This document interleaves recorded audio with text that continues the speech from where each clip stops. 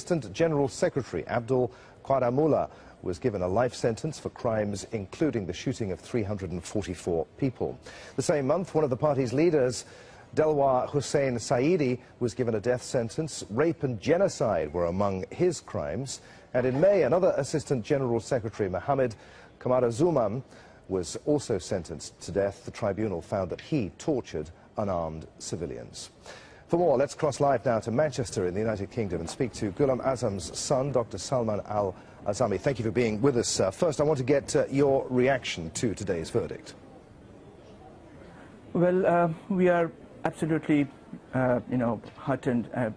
We are devastated to see such mockery of justice happening. We reject this verdict outright. We think that fairness has not been maintained.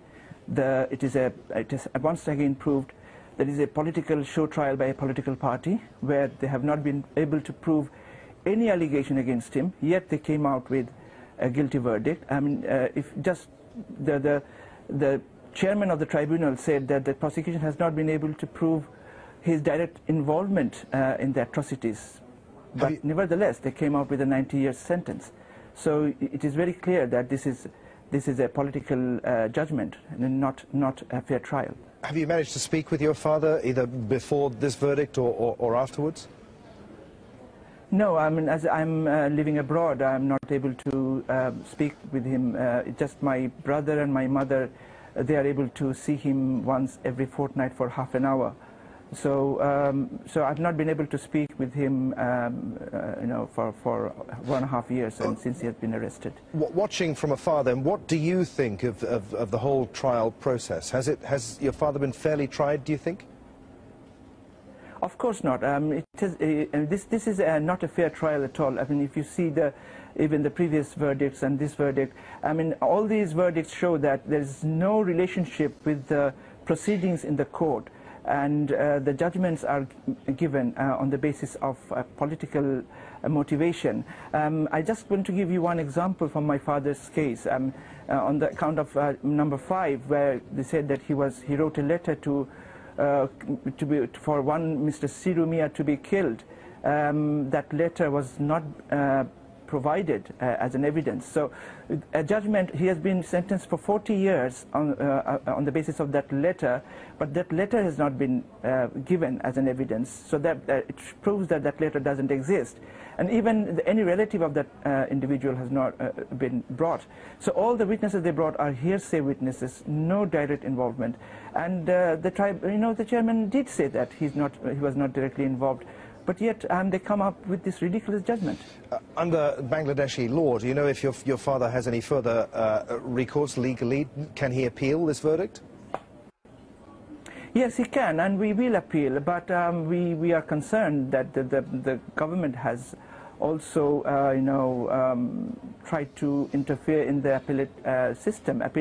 They have, recently, appointed a few judges who are known to be the government party's loyalists, and that's why we have been calling for the last 3 years for international supervision. So we will only be satisfied with an internationally supervised, appeals court for fair trial.